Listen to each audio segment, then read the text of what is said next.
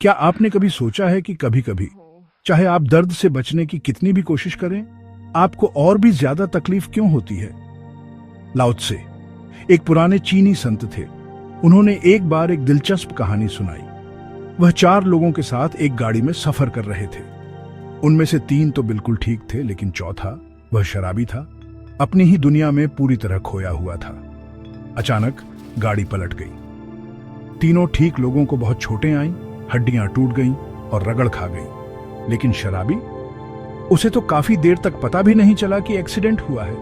जब उसे होश आया तो उसने पूछा, क्या हुआ? और हैरानी की बात यह थी कि उसे जरा भी चोट नहीं लगी थी। क्यों? लाओ त्से ने इस अनुभव से एक खूबसूरत बात सीखी। उन्होंने कहा, दर्द गिरने से नहीं आता, दर्द गिरने से बचने की कोशिश करने से आता है। जब आपको खतरा महसूस होता है तो आपका पूरा शरीर कस जाता है, आप अकड़ जाते हैं, खुद को बचाने की कोशिश करते हैं, और ऐसा करने से आप कठोर हो जाते हैं, लोहे की तरह। और लोहा जब गिरता है तो टूट जाता है। लेकिन शराबी, जो घास के बोरे की तरह ढीला और आरामदायक होता है, बिना किसी रोक टोक के गिरता है। खुद को बचाने की कोई कोशिश नहीं होती, कोई तनाव नहीं, बस समर्पण होता है। इसीलिए वह बिना चोट लगे बच जाता है। यही वजह है कि बच्चे पूरे दिन लुढ़कते गिरते रहते हैं, लेकिन उन्हें शायद ही कभी गंभीर चोट लगती है। उन्होंने डर से अकड़ना नहीं सीखा है। खुद ऐसे गिरने की कोशिश करें, आपको समझ में आ जाएगा मेरा मतलब क्या है। तो लाओ त्से ने कहा, दर्द गिरने से नहीं आता, बल्कि इससे बचने की बेताब कोशिश से आता है। इस बारे में एक पल के लिए सोचिए।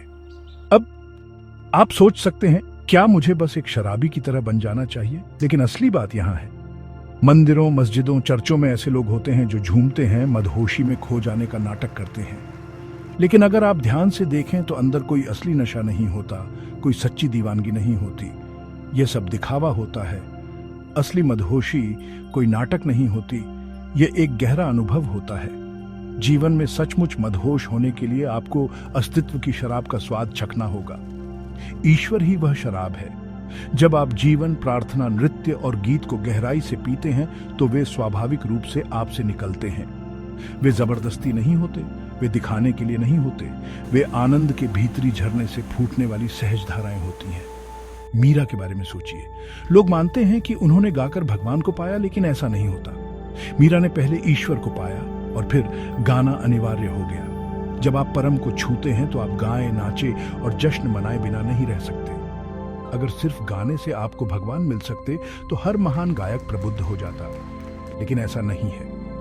मीरा के गाने हमेशा मधुर या तकनीकी रूप से परिपूर्ण नहीं होते थे। वह मदहोश थीं, नियमों और तालों की परवाह से परे थीं। उन्होंने सामाजिक छवि, प्रतिष्ठा, यहां तक कि जीवन की भी सारी चिंता छोड़ दी थी। किंवदंतियां कहती हैं कि मीरा ने उन्हें मारने के लिए दिया गया जहर पिया, लेकिन वह जीवित रहीं।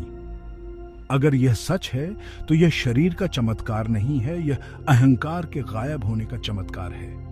उन्होंने इतनी पूरी तरह से समर्पण कर दिया था कि मौत ने भी अपनी पकड़ खो दी। जब आप प्रार्थना में खो जाते हैं तो जहर भी अमृत बन सकता है, अंधेरा भी प्रकाश बन सकता है।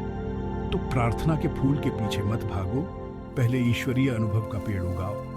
जब आप सचमुच अस्तित्व में मदहोश हो जाते हैं तो प्रार्थना और गीत अपने आप खिल उठेंगे। यह जीवन के आनंद का रहस्य है। छोड़ दो, समर्पण कर दो और ईश्वरीय मदहोशी को अपने अस्तित्व को भर लेने दो। ओशो।